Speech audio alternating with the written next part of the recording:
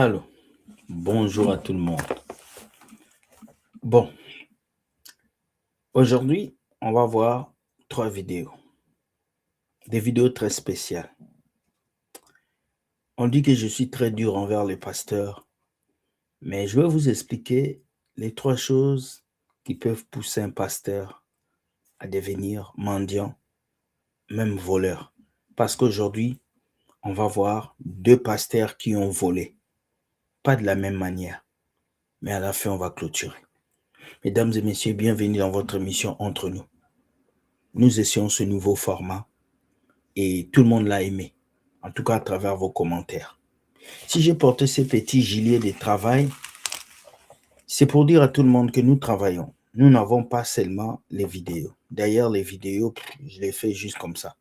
Mais j'ai un travail et je veux motiver ceux-là qui servent Dieu à travailler. C'est très important. Trouvez un emploi, faites quelque chose. Sinon, vous serez livrés à des caprices des fidèles qui ne veulent pas que vous puissiez prêcher la vérité.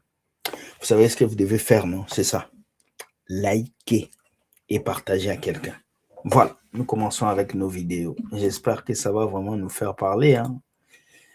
Suivons la première vidéo. Let's go.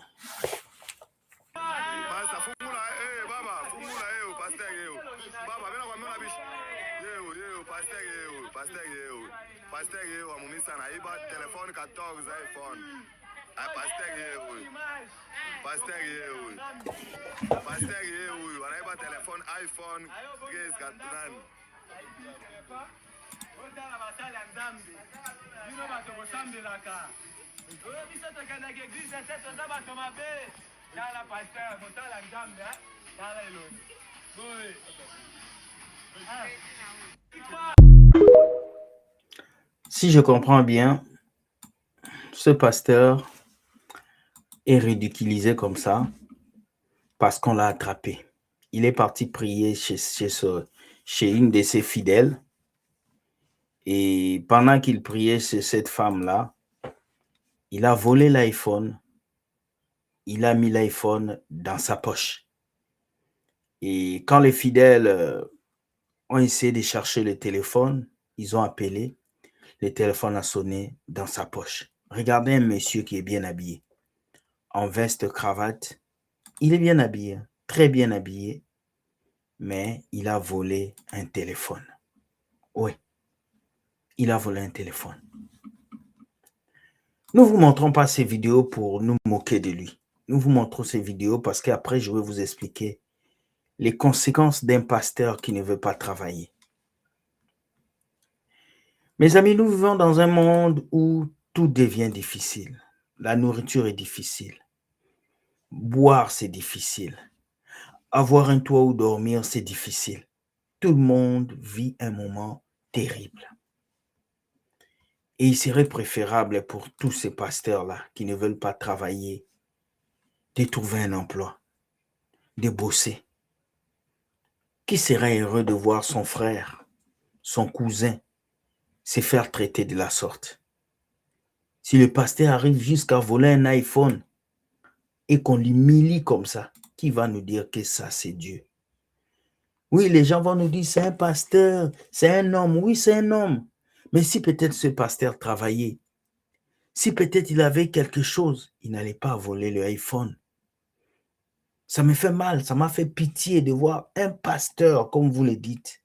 On l'a attrapé, il a volé un iPhone.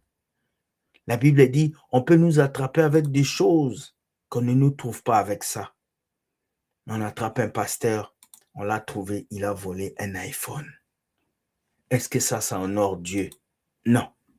Je ne peux même pas rire. Je ne peux même pas rire. Parce que pendant que les autres travaillent, ils passent du temps à prier, ils passent du temps à gêner jusqu'à aller voler un iPhone. Tu vas voir l'iPhone qu'il a volé. C'est la sœur de la chorale, la Natacha, qui lui a dit de lui donner un iPhone parce qu'il a couché avec elle et puis il a enceinté. Regardez, un pasteur voleur d'iPhone. La Bible l'a dit dans Jean 10, 10, le voleur ne vient que pour dérober, détruire et voler. Il a le titre du pasteur, mais il vole l'iPhone. Regardez. C'est triste. Mais je veux vraiment interpeller les pasteurs. Ne vous retrouvez jamais, jamais dans cette situation. C'est la honte d'un homme. C'est la honte d'une église. C'est la honte d'une famille. Quand on m'a envoyé cette vidéo, j'ai coulé des larmes, j'ai pleuré. Un pasteur, regarde comment on le fait. Regardez tout ce qu'on lui fait. Ça, c'est parce qu'il a volé un téléphone. Mais dans vos églises, vous avez des pasteurs plus que ça. Vous avez des pasteurs qui volent des millions, qui volent de l'argent. Mais vous ne les dénoncez pas. Parce qu'un a volé le téléphone, vous êtes prêt à le lyncher. Mais beaucoup volent dans vos églises. Beaucoup volent l'argent. Ils volent des biens, des voitures, des maisons. C'est parce que ceux-là, vous ne les dénoncez pas. En tout cas, pasteur, si tu m'écoutes, que tu es dans une situation où tu peux travailler, cherche un emploi.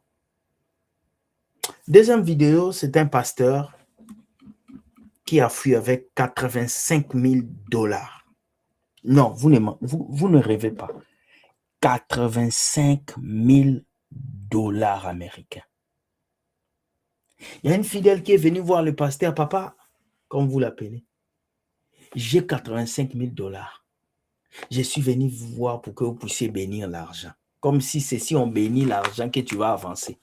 On peut bénir l'argent que tu as. Mais si toi, en tant que chrétien, tu n'as pas d'idée pour multiplier cet argent, tu vas finir pauvre. On peut bénir ta voiture. Mais si toi, tu ne respectes pas le code de la route, tu vas finir dehors.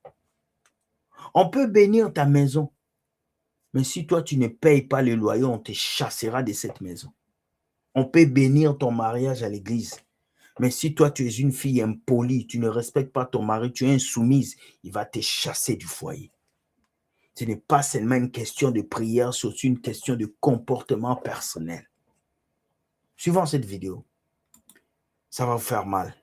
Mais aujourd'hui, je vais vous montrer les conséquences quand un pasteur ne travaille pas. Voici les conséquences. Ça passe, un pasteur serait en fou avec 85 000 $ d'un fidèle de son église. Le pasteur titulaire Jérémy Kabemba de l'église Rehoboth de Lubumbashi se serait en fou avec une importante somme d'argent estimée à 85 000 $. Selon les informations recueillies, le pasteur a convaincu ses fidèles en affirmant avoir reçu une révélation divine. Lui demanda de prier sur l'argent avant que celui-ci ne lance ses affaires. Depuis le mercredi 14, le pasteur est introuvable. Il a quitté l'église sans donner la moindre explication ni à son épouse ni aux responsables ecclésiastiques. Toute la communauté est sous le choc. Par ailleurs, le bailleur a fermé l'église affirmant que le pasteur accusait plusieurs mois de retard de paiement du loyer. Pourtant, chaque fin du mois, les fidèles donnent l'argent pour les loyers de l'église. Ça passe ou ça casse. Si cette histoire s'avère vraie, le pasteur doit être arrêté et rembourser l'argent de sa brebis dans les commentaires.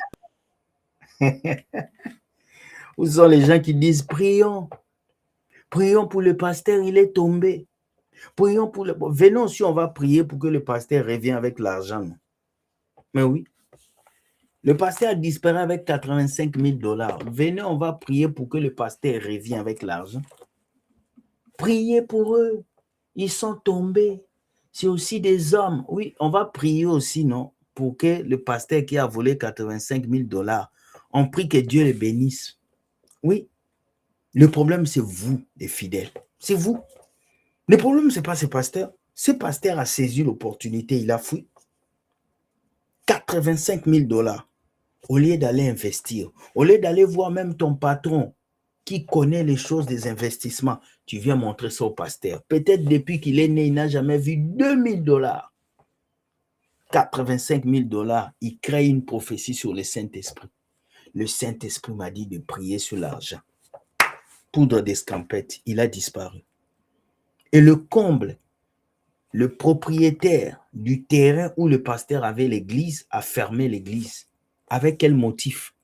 Le pasteur a plusieurs mois impayé, alors que le fidèle cotisait pour payer le loyer de l'église. Où allait cet argent? Dans la poche du pasteur, parce qu'il préparait déjà son passeport pour quitter le pays. À qui la faute? Au pasteur? Non. Au fidèle? Oui. Parce que le pasteur, là, on vous le dit depuis longtemps qu'ils ne sont pas sérieux, certains. Mais les fidèles, vous voulez toujours faire confiance à Daddy. Vous pensez que Daddy, c'est un ange. Non. Ce n'est pas tout ce que vous devez dire à vos pasteurs. Non. À force de tout raconter, voilà là où ça vous amène. Le manque de connaissances va vous détruire. Ça va vous détruire. Voilà pourquoi moi, les églises qui me disent, oh non, il faut tout confier à vos pasteurs, il faut tout dire à vos pasteurs, ne le faites pas. Il y a certains pasteurs qui n'ont jamais vu 10 000 $.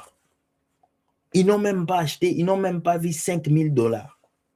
Toi, tu viens lui dire, Daddy, tu sais, j'ai un business de 25 000 $. Mais c'est normal qu'il te dit de donner 10 000 comme dîme. C'est normal. Ces pasteurs ne veulent pas travailler. Et c'est ça qui les pousse à devenir des escrocs. Est-ce que vous vous rendez compte? Un pasteur qui quitte avec 85 000 $. Le fidèle de Dieu. Je suis saisi.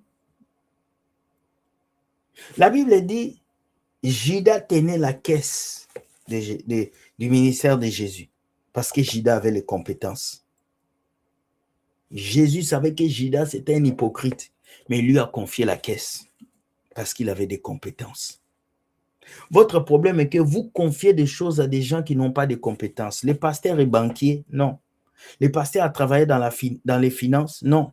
Le pasteur a déjà construit une entreprise, non. Mais tu viens lui donner 85 000 $ pour qu'il fasse quoi? À un certain moment, les chrétiens, réfléchissez. Réfléchissez. Maintenant, ce fidèle a perdu 85 000 $. Le pasteur est parti.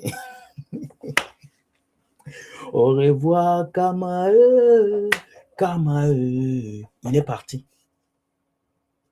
Je me rappelle, j'avais un business à faire une fois et nous avons eu une certaine somme d'argent avec des amis. Et il y a un ami qui m'a dit, avant d'aller faire ce business, enlève d'abord la dîme. Ça va bénir ton business. Je lui ai dit qui? Moi, enlever la dîme, donner au pasteur, c'est lui qui a combattu pour moi.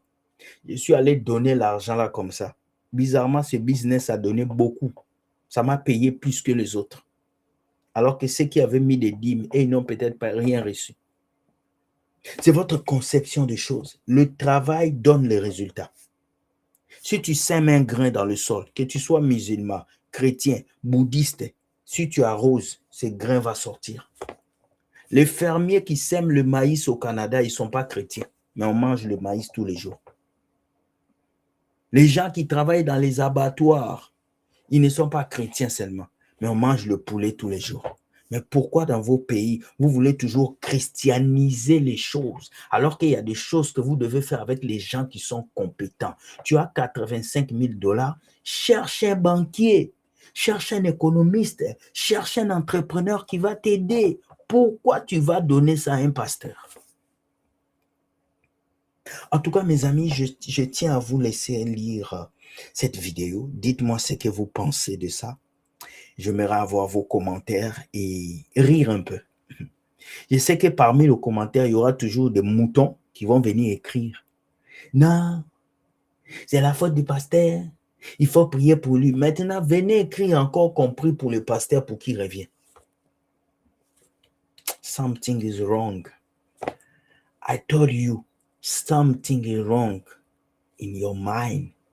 Because when you put God in your life, you don't living from the man, you living to God. You're supposed to hear God. Tu es supposé écouter Dieu, pas écouter les hommes. Alors, votre confiance aveugle que vous donnez à vos pasteurs, là, ça va vous pousser à devenir pauvre. Le pasteur va coucher avec toi, il va coucher avec ta fille, il peut même coucher avec ton chien. Parce que ces gens-là sont très dans des choses bizarres. Avant qu'il ne soit trop tard, confie-toi à Dieu et confie-toi aux personnes compétentes qui vont t'aider à avancer. Mes chers amis, bonne journée. Je vais vous laisser avec un seul verset. Jean 10, 10. Le voleur ne vient que pour détruire, dérober et égorger. Mais Christ vient pour que les brebis aient la vie, et cette vie en abondance. Confiez-vous à Dieu et il changera vos vies. Bonne journée. Dieu gagne toujours. Écoute, dis-moi ce que tu penses et n'oublie pas, abonne-toi. Ce soir, nous avons un live avec l'aumônier. Nous allons parler. Bye bye, je vous aime. Ciao.